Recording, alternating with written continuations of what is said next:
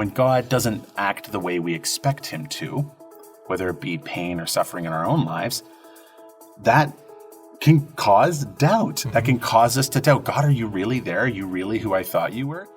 Well, hello and welcome to the Prepared to Answer podcast. My name is Scott Steen. It's my pleasure to be here today and to introduce you to a new friend, someone who is new to us, joining our team here at Prepared to Answer. And I want to introduce Matt Bellefeuille, and quickly to talk a little bit about Matt, that he's actually officially joined Prepared to Answer as part of our team.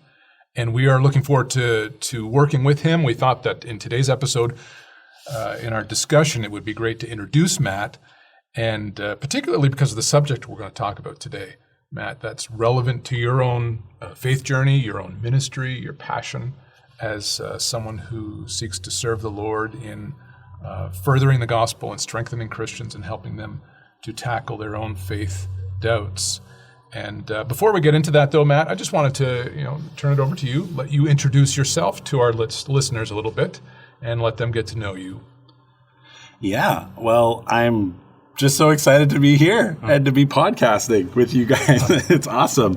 And yeah, I just, I don't know, how do you wrap yourself up in just a few minutes? But I guess son to Cheryl and Mike in the Ottawa area. And, I hang out, I have hung out for years at Sunnyside Wesleyan. It's a church where I've kind of pastored and been up through that. But then now just kind of transitioning and hanging out and doing Truth Snack and getting connected with Prepared to Answer, which I'm just over the moon about. And you kind of alluded to what I do, and which is I have a YouTube channel, and primarily my heart is to minister to people who are doubting.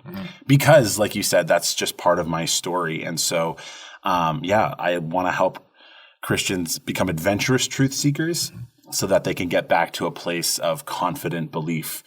And so, just diving into what's next for Truth Snack and developing that and seeing where God takes that, because we know right now there's definitely no shortage of people who are wrestling with their faith, and certainly no lack of people who are walking away from their faith. That's right. And my heart is to make sure if people are even going to walk away from their faith, that they have a really great exit interview first, and that we ask them, why they're leaving, and whether it's a good reason or a bad reason, or what it is they'd like to process that would even make them consider sticking around. Great.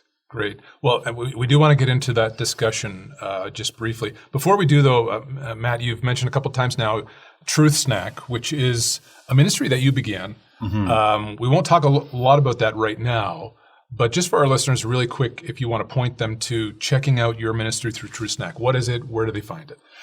Probably the primary place you'd find it is on YouTube, so just youtube.com/truthsnack.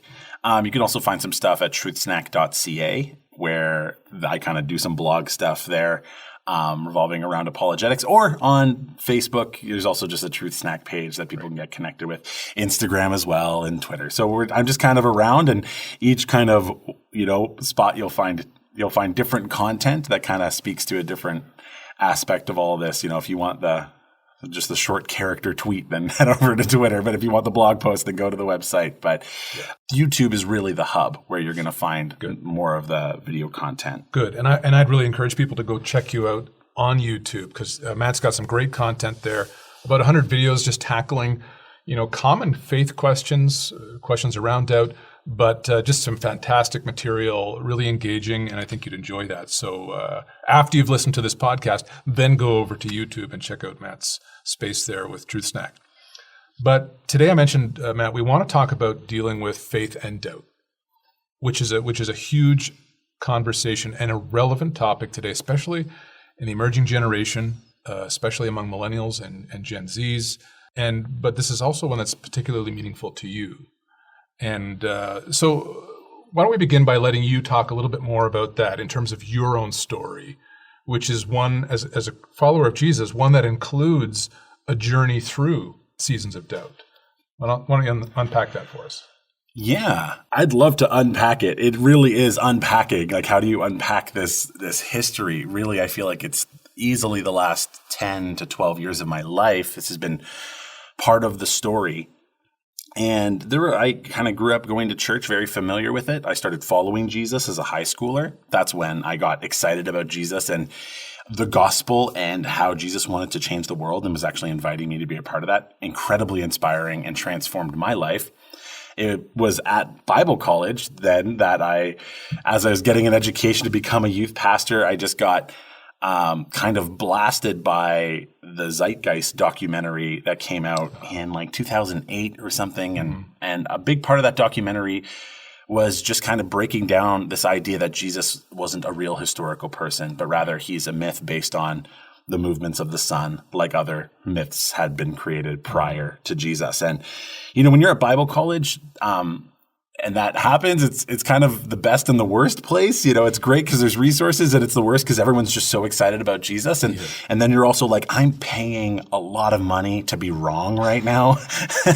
And it's a bit of a terrifying moment when you start to question all this. So it really sent me for a loop, and it opened up this world to 1,000,001 questions that I hadn't really considered.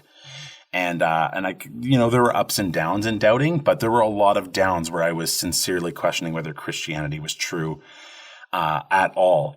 And it has been, I want to say, 5-10 years of kind of journeying from that place back to where I am today, which I would call myself a confident Christian. Mm-hmm. So interesting that, it's in the midst of Bible college where these significant faith doubts creep up on you and catch you by surprise. Maybe just help our listeners or take us through, what did the journey look like? This crisis of faith, and then, now you've just described yourself as a confident Christian. I mean, that's 10 years of history, so we can't pack it all into a podcast, but maybe help us understand, what were the movements through this journey, and what did that look like? Yeah, that's a good question. And you're right. Because it's ongoing, and faith and coming back from doubt is ongoing. But there are some markers on that journey for me that are pretty clear. And one is just accepting that it's a journey, is like actually having the patience to look forward, not look forward like anticipating excitedly, but to look forward in time to see that where I could be in the future will be different than where I am today. And so even when I deal and disciple doubters now, I tell them, you're probably not going to feel better in a day. In fact, you won't. Mm-hmm. You're not going to deal with this in a month, but in a year, you could be in a different spot. And I think for me, at Bible college, because of the atmosphere, I wanted to deal with things so incredibly quickly. I wanted, my question to be answered and to just bounce back. But I had to accept that it was going to take time. And also that it was going to be inherently uncomfortable. Yeah. I was going to have to stare scary questions in the face and actually try to tackle them. I like to use the words or the language adventurous truth seeking. Mm-hmm. Adventures, if you like storytelling structure and all that, the adventurer always has to choose to venture out into the unknown world. You can think of Bilbo, or you can think of Luke Skywalker. They have to make that choice to cross the threshold into this world outside of what they know. So to accept that, and to accept that the journey is going to be long, and then the truly what makes it so inherently uncomfortable is realizing, like Luke Skywalker, like Bilbo, that when you return, you'll actually be different. Mm-hmm. That's, I think, what's so scary about coming from a place of doubt to a place of confident belief again. You can regain your faith and trust in Jesus, but you as a person will have changed. And that's really scary. You will mature, you will grow, your understanding of things will become more nuanced. Lots of people don't like change, and that's a really scary journey. So for me, it was just accepting this is going to take time, and I'm actually going to have to stare some dragons in the face if I'm going to be able to make it through this journey. The other piece was just taking it moment by moment and kind of breaking down the most important questions. When I counsel people who are working through doubts, I'll notice that they have a question. Did Jesus, really claim to be God? Mm-hmm. And you can answer that question and talk about it and give them some good reasons to believe that Jesus did claim to be God. And what I notice will happen is that they will go, okay, good. And then they will immediately move on to another question. Mm. And I noticed that you can actually get stuck on that treadmill and do that over and over and over and over again. You can do it hundreds of times because they just have a million questions. And I realized part of actually coming back from a place of doubt is making sure that you're asking the right questions. And actually helping people get to those deepest layers of worldview questioning. And so I'm not a car guy at all, but I know enough about a car that I know the engine is more important than the upholstery on the seats. And I know that the wheel and how that functions is more important than the kind of radio you have in it. And so when I'm in my own journey, I realized I don't have to answer every single question in order to have faith in Christ. I need to answer big questions like, does God exist? Or actually starting with, is there truth and can we know it? And then, does God exist? And then, did Jesus rise from the dead? And then, is the Bible actually God's word? And so instead of trying to answer hundreds of questions, I said, let's try to rebuild this broke down car, and let's start with the things that matter most. Let's start with the engine and the wheels and the steering wheel. And let's ask those huge questions about truth, God, Jesus, and the Bible. And I found that once I regained my confidence that there is truth and that God exists and that Jesus rose from the dead and the Bible is God's word, I'm still on my journey sorting out all the other hundreds of questions. But at the end of the day, I'm a confident Christian because Jesus rose from the dead. Right. So that's that journey. Now, Matt, how did you do that? Now, that could be hours and hours and hours. But that was the journey I went through that brought me back to confident belief. As you're talking there, one of the things that struck me about, one of the things you said is answering the right questions first. And the one you landed on first was the whole issue of truth. Because what I've seen as, I've been listening to the kind of the voices in our culture and this encouragement for people to ask questions. And in particular, there's kind of this growing movement in Christianity, this deconstruction movement, where prominent Christians are kind of voicing, it's okay to ask these kinds of critical questions. There's no subject matter. There's no question that can't be asked. And I think that's true. And yet it seems to be, as you described, they can get into this cycle of asking questions, but never really assuming that a firm answer can be found. The liberation seems to come in the form of simply being able to ask the questions and not the excitement about the notion that you can really find a concrete answer. So I'm just interested to know whether you found in your own journey, did you bump into that, even that whole notion, or how did you come to the place of saying, I've got to answer the kind of the ultimate questions first, and then I can move on? How did I come to that place of determining that? I think having started with the question of truth, it has to be the starting point. Because if you're convinced, we could dive into definitions of truth and that kind of philosophical aspect of it. Yeah. But if you don't believe that you can know the truth, then there's really no point in asking a question like, did Jesus rise from the dead or does God exist? Because you can't know. Right. So you kind of get there. So that's entry level. If you're not hungry to know the truth and if you don't believe that you can have the truth, then there's nothing more to talk about. It's really just like live your life as best you can and make meaning within it. And hopefully you can do that and live something that feels okay before you die. Yeah. But when I understood that truth is connected to reality, and I feel like there are some things about reality that I can know, well, then that opens up, okay, so some things can be knowable. Yeah. And then from there, it's like you're off to the races. Now, okay, what can we know about God? Right. And for me in my journey, now I'm breaking down, questions about deductive reasoning and deductive arguments for God's existence because I want to try to find some solid, ground by which all people can discuss, is this a good argument for God's existence or not? Just beyond just the experiential, I had an experience with God. Can we reason about God? So answering that first question about truth, that some truth is knowable, got me going down the path that, well, maybe there are other questions about God and Jesus in the Bible that I can know as well. But I know what you're saying. I think his name's A.J. Swoboda. He wrote a book. He's kind of a thinker, and he's breaking down this idea of doubt versus deconstruction. And in his book, he kind of talks about this idea that there's almost two camps. And in one camp, doubting or asking questions is not allowed. You're not allowed to be uncertain about anything. Right. And I think a lot of people in the church world feel that pressure. And then there's another world where questioning everything is a value, and you're actually not allowed to know anything because then you're arrogant for having said, I know this to be true and there's evidence for it. And he really argues that it has to be both. Of course, there are things we can know, and of course, there are things we don't know. Yeah. And again, when I think about this idea of faith versus doubt, I think that's exactly what we see in Scripture, is we don't see faith and doubt being completely separate from each other. We see them existing together, like how Peter steps out on the water, a human being who somehow walks on water and has faith that Jesus can empower him to do that. And then what does he do? He immediately doubts. And so you're like, oh, great. So like these leaders of the church have like this faith and then doubt happening in this tension together. And then you'd think by, the end of Jesus' ministry, they'd have it together.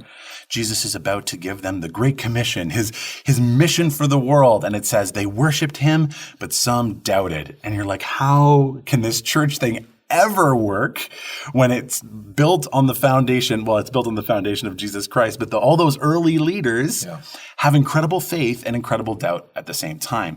And so I think what we need to break down is this idea that you either have faith or you either have doubt.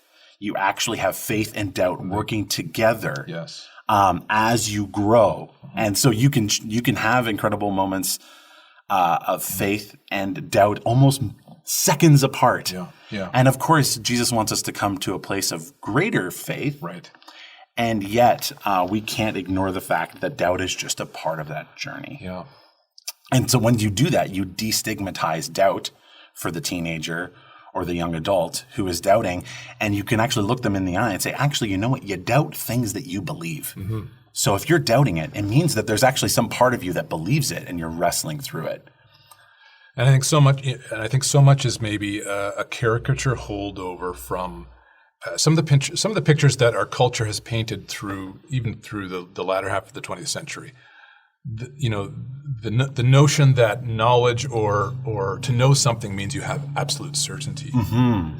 Well, we just don't know that way. No one knows anything with absolute certainty, right? We could, I'm fairly certain we're in this room talking, but I could be wrong. Right. We could be in a simulation. That's right. It could be in the Matrix. Be on the holodeck or something. On the Enterprise.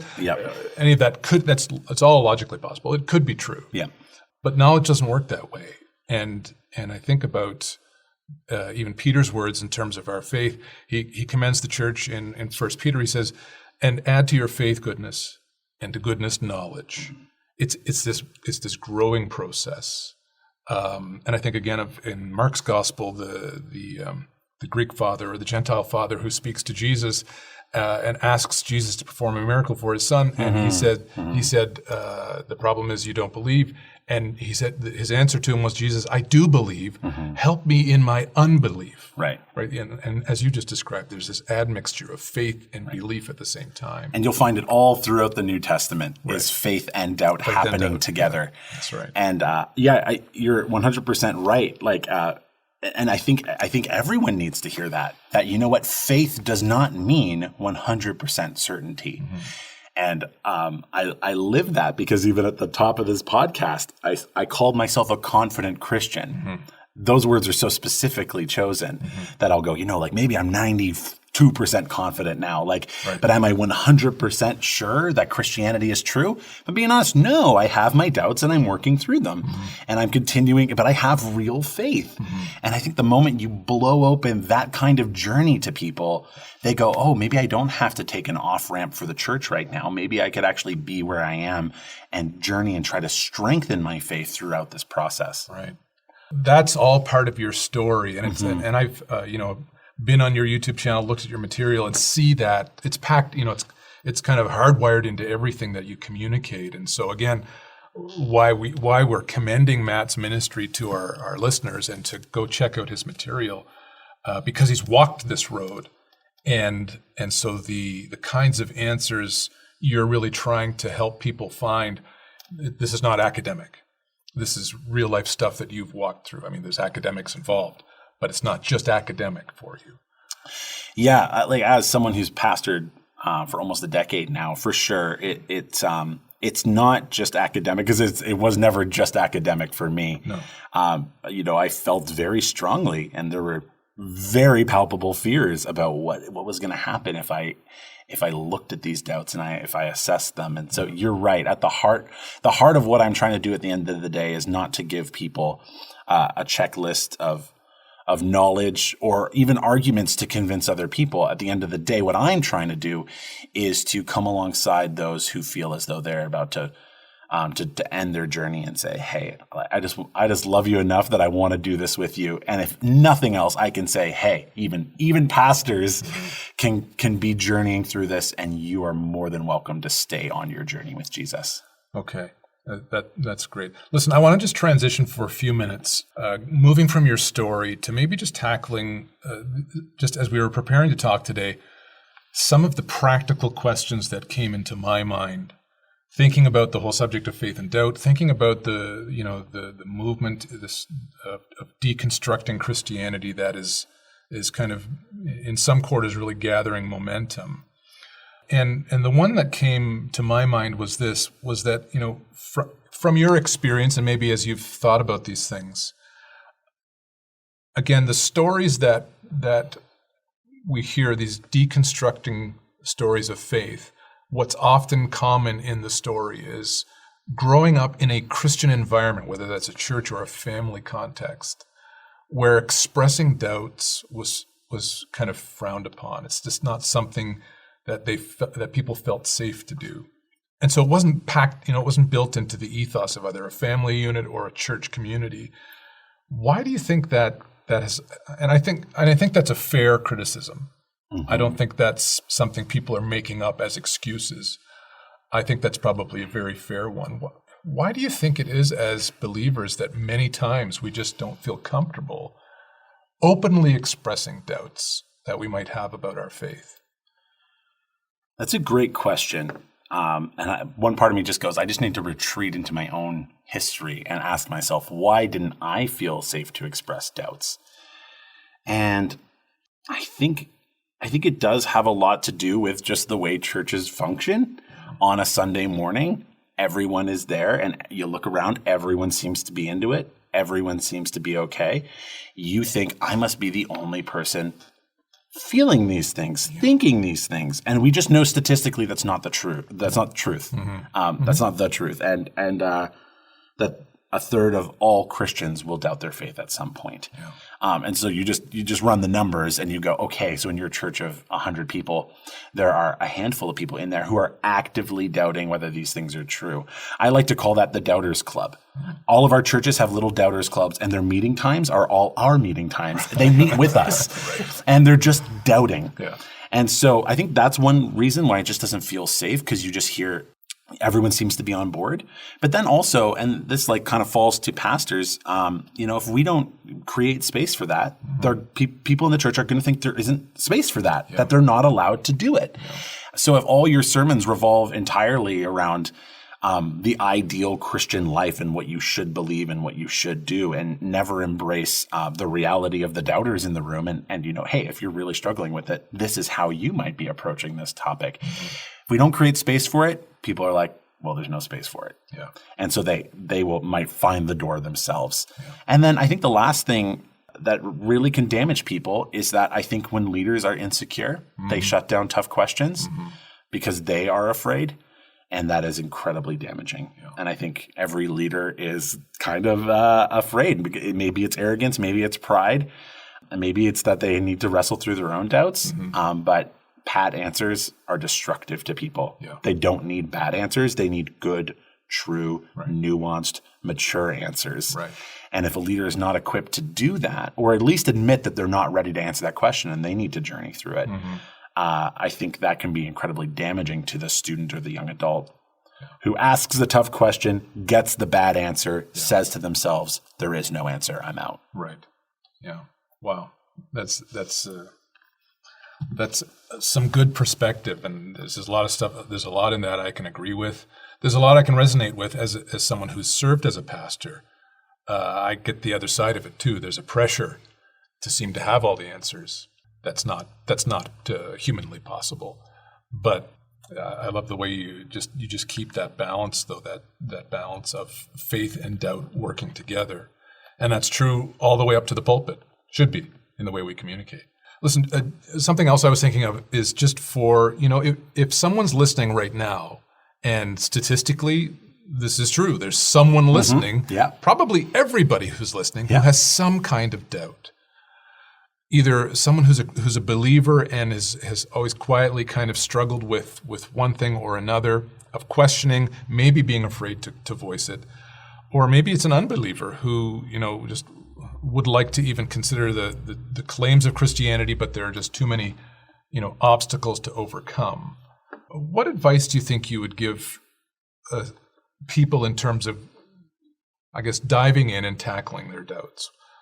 There's some good research out on this, and Barna has done some good work. I think it was maybe 2019 when they released some really, really great statistics on doubt within the church and how people handle it. And some of the things that they said that were most helpful, if you were going to journey through doubt to a place of, I don't think they use the term confident belief, but back to a place of faith, maybe they said, is all the things that you'd expect. And it's funny. It's like, how do you be healthy? It's like, well, you eat good food and you stay active. It's like we all know what you're supposed to do, and that it's so hard. And with doubt, it's like, well, what are the things that are going to help? Staying connected with the faith community, talking to your family about it, talking to faith leaders, reading scripture, reading on the subjects that you are questioning. All those things really do have good statistics backing them up that they actually do help. Yeah.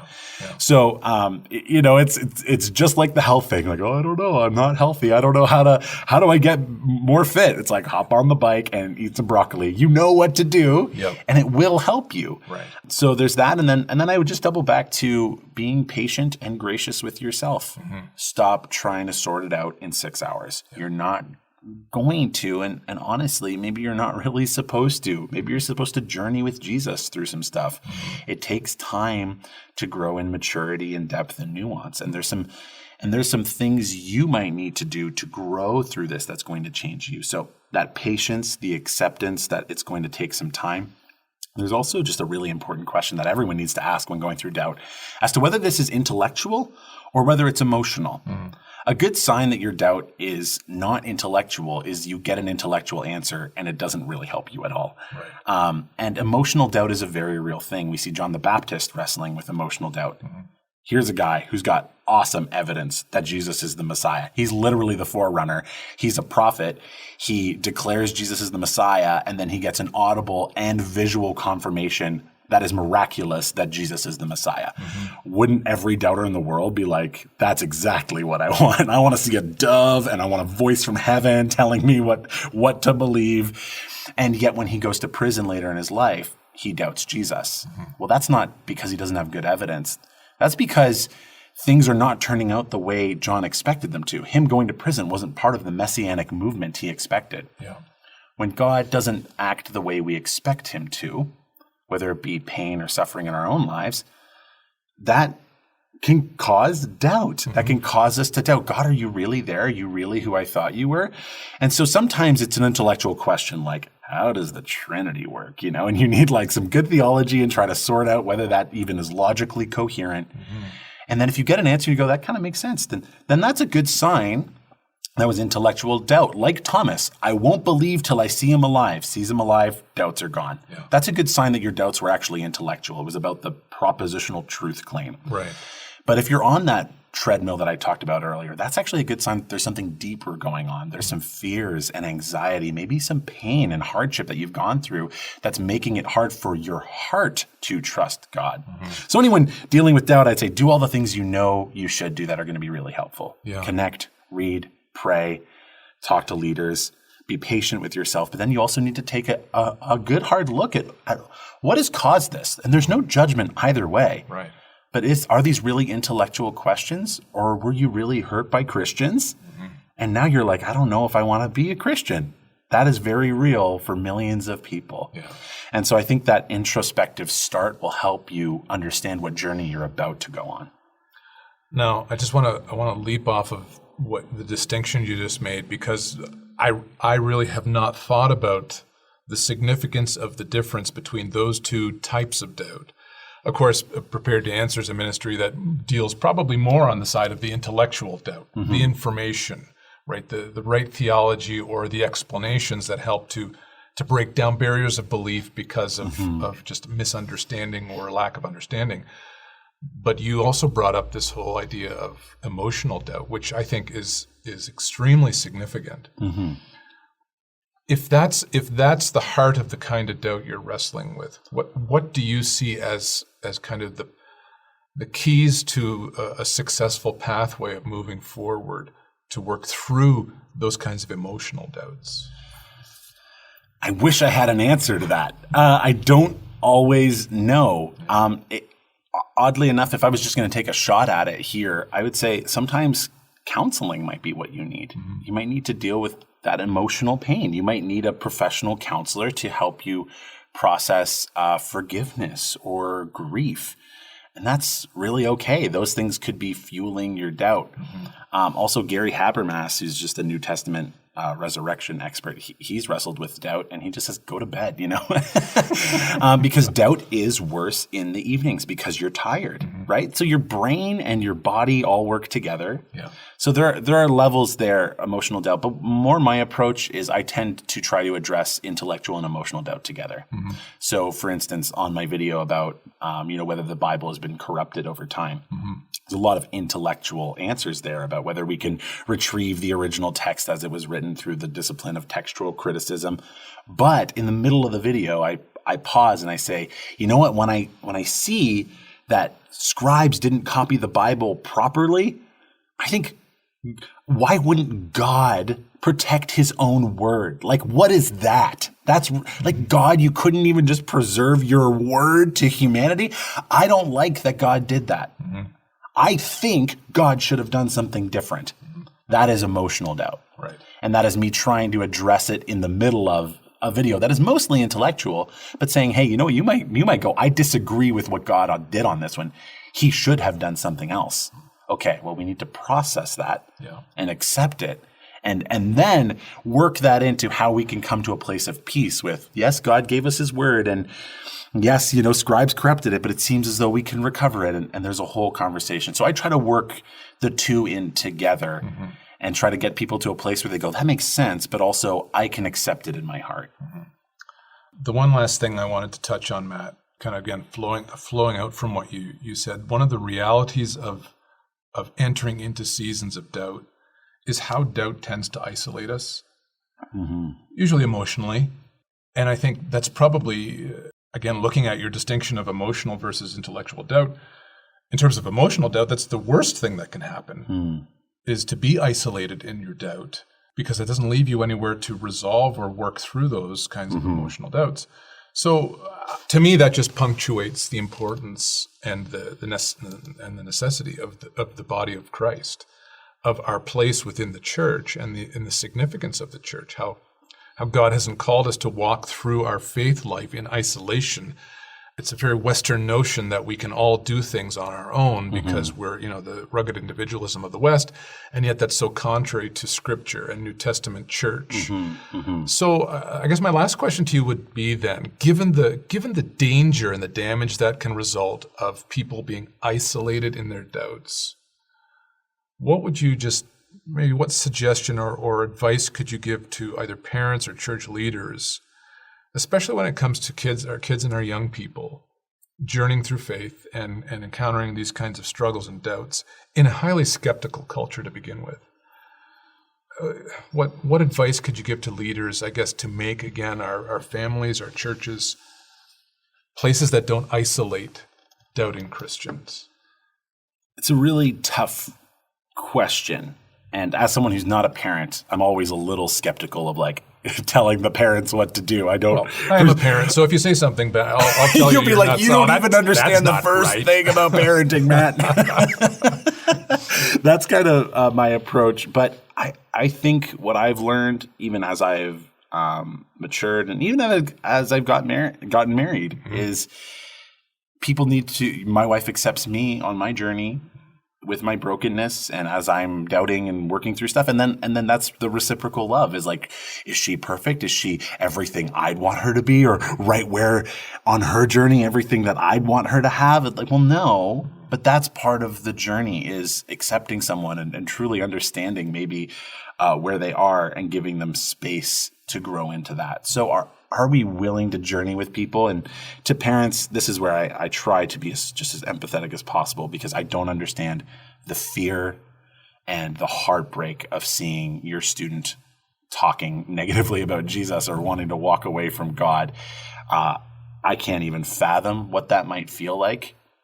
And so I'm always just hesitant, but I would just say I think one of the best things to do is to not panic and to remember that there is a journey ahead for your kid and journey with them.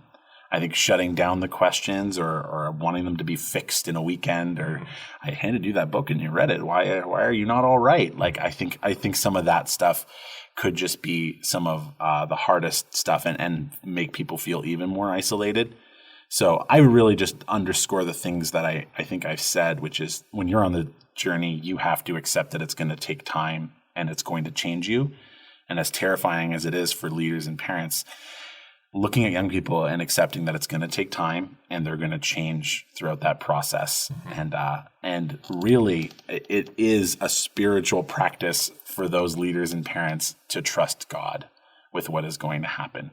God can and will do incredible things, and it's rarely on our timeline. And I think that's the only advice I could give. Yeah. Well, even though you're not a parent, your instinct is correct that the first reaction of a parent when faced with their children or youth expressing doubts about their faith is panic. But I think one thing I've learned the hard way, and Sean, you're sitting beside me here, so you can probably attest to this, is that what's happening in that moment is not only is God working through matters of our children's faith, but he's using that to also complete the work of faith in us. Nothing has exposed the weakness of my faith more than my fears in parenting. Yeah. Because nothing demonstrates the lack of control I have of everything than being a parent. So I think that is actually good sage advice of keeping the long view. We really need to, and just try to avoid that panic response, which is so natural. Right, and it does. Yeah, I think you're right. Like, this is it almost could cause emotional doubt in the parents. Like, God, why did you let? I've loved you my whole life, God. I tithe. I do all these things. Why? I worship and I pray and I brought my kids to Sunday school. Why would you let this happen? Like, it's almost funny that doubt with the child can almost cause emotional doubt with the parent.